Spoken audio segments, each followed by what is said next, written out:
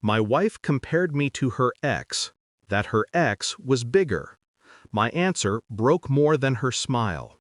The joke left her mouth before she realized the weight of it. We were lying in bed, quiet, warm, the lights low enough to soften the edges of the room. I had just pulled her close when she laughed, a sharp little laugh, a sound that didn't belong in the moment. My ex was bigger, she said playfully, turning her face away as if the ceiling needed to hear it more than I did. Silence. It didn't break me instantly, it froze me, like someone had poured ice water straight into my lungs. I stared at the back of her head. Her hair, braided loosely, spilled across her pillow in dark waves. I had always loved that, how peaceful she looked when she wasn't trying to impress anyone. But now her softness looked like a disguise. She didn't realize she detonated something. Maybe she thought I'd laugh. Maybe she thought men don't bleed from words. Just a joke, she muttered into the silence, sensing the shift. Come on, don't be dramatic. Her hand touched my arm. And that's when something cold and new rose inside me. Not anger, not hurt, a calculation. A quiet whisper of why would she say that, and why now? Because people joke about what's already living in their mind. Her just a joke was a door she didn't mean to open. But I saw the hallway behind it, long, dark, and filled with things she'd hidden from me. I didn't answer her, didn't move, didn't blink. Her laughter faded, her breathing slowed, and in that suffocating quiet, I realized one thing with terrifying clarity. A woman doesn't compare unless she's still comparing. My chest tightened, my fingers curled into the sheets, and while she fell asleep next to me, I stayed awake, staring into the dark, wondering what else she'd lied about. Morning light hit the room like an accusation. She stretched beside me, carefree, glowing, her tone sugary sweet as if the night before didn't exist. "Morning, babe," she said, kissing my shoulder. I nodded, silent, watching her too closely.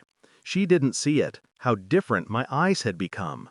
Maybe she thought I'd forgotten. Men forget, right? Men move on. But I am not like other men. While she made coffee, my mind replayed her joke again and again, stripping it of tone, stripping it of playfulness, leaving only the truth beneath it. She had compared me to someone she promised was in her past. Her ex. The one she claimed she barely remembers. The one she said she blocked everywhere. The one she told me she never loved. And yet, she remembered enough to compare. Why? Memory doesn't die that easily, not unless you want it to. A suspicion slid beneath my ribs, not the childish kind, the kind that taps your spine and whispers, "Look deeper." Later, while she was in the shower, her phone lit up beside me. A name I didn't recognize flashed on the screen. Ayan, Jim. A message beneath it. Same time today? Need to talk. Jim? She didn't work out. Not once since we married. The water in the shower kept running. Steam filled the hallway. Her lies filled everything else. That was the moment it clicked. Her joke wasn't random. It was a leak, a hairline crack of guilt. And now I needed to know what was behind it. Not because I wanted a fight, but because the truth was already unraveling itself, and I refused to be the last person to know. I didn't confront her, not yet. Instead, I played the role she loved, the calm, stable husband, the man she thought she could lie to. I listened to her talk, I watched her hands, I counted her pauses, and I learned something. She lied beautifully, fluidly, with the kind of ease that comes from practice, the kind that comes from not fearing consequences. I began quietly collecting pieces. On Wednesday, I followed her car. She didn't go to the gym. She didn't go anywhere close. She parked outside a small cafe, one she'd never mentioned. And Ayan, the man from her phone, walked in minutes later. They didn't touch, didn't kiss, but their familiarity betrayed them. The way her eyes lifted before he even stepped inside, The way he leaned too close. The way she laughed at something he whispered. My jaw tightened. Their body language spoke louder than infidelity. It spoke of history. And history is far more dangerous. I didn't stay long. Just long enough. I checked her browser history that night. Search after search. First time pain. Does first time always bleed? How to act romantic again? How to tell husband truth about past? There it was. She wasn't comparing me to her ex. She was comparing her lies to the moment she assumed would expose them. My chest burned. Late at night when she fell asleep, I scrolled through her old photos on cloud backup. Ones she forgot were still synced. And there he was, her ex, Ian, arms around her, her face buried in his neck, her smile raw, real, unfiltered, not the practiced, gentle smiles she gave me. That hurt deeper than anything, because you can't fake the eyes of someone in love, not even in old photos. I found a note in her drawer, a folded letter with tear stains on the edge. It read, "I'm marrying him, but you'll always be the one I remember. S."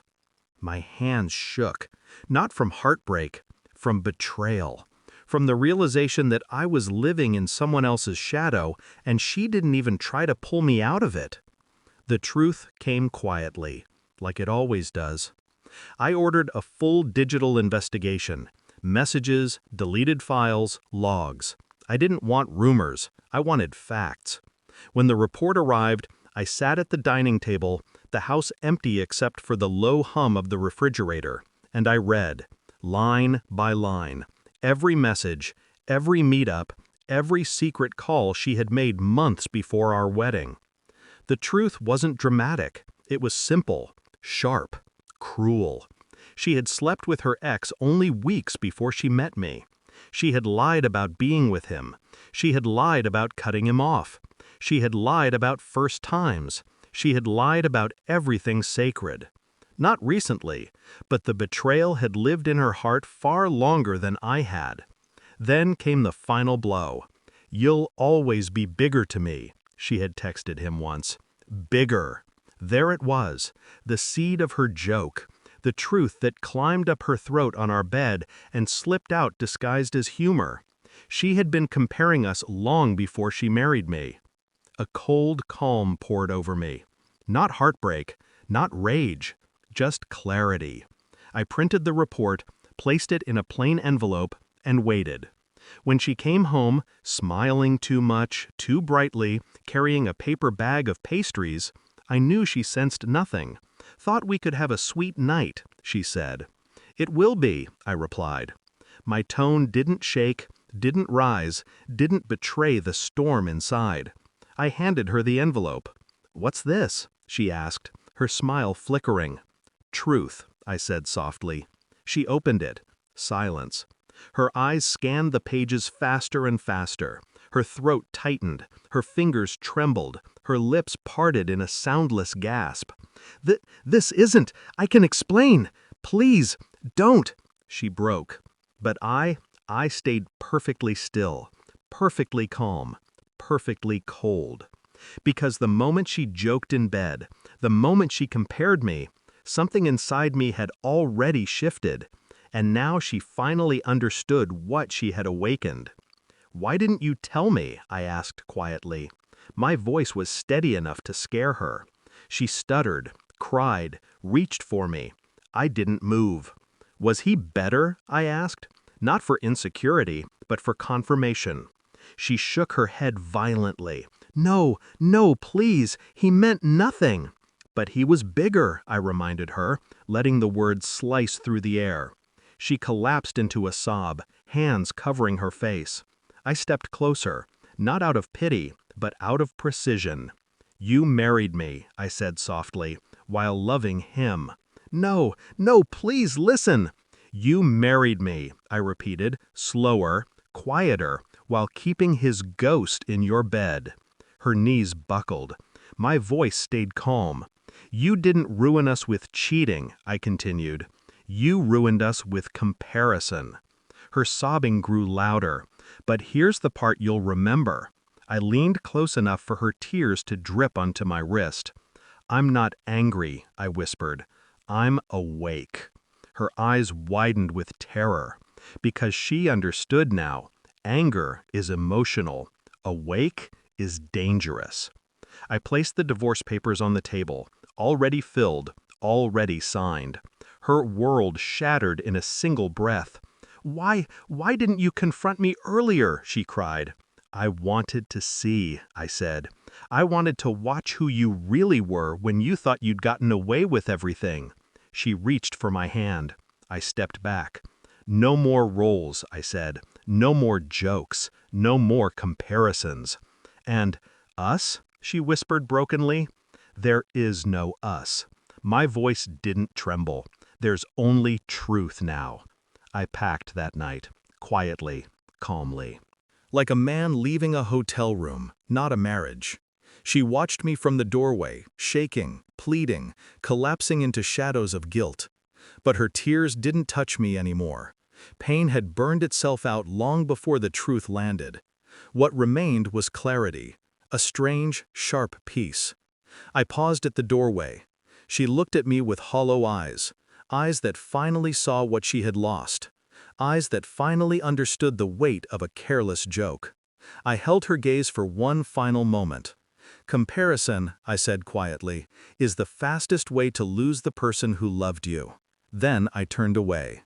And as the door clicked shut behind me, I felt the last thread between us snap, softly, finally, forever. Because sometimes, the coldest revenge is simply walking away without a single piece of your heart left behind.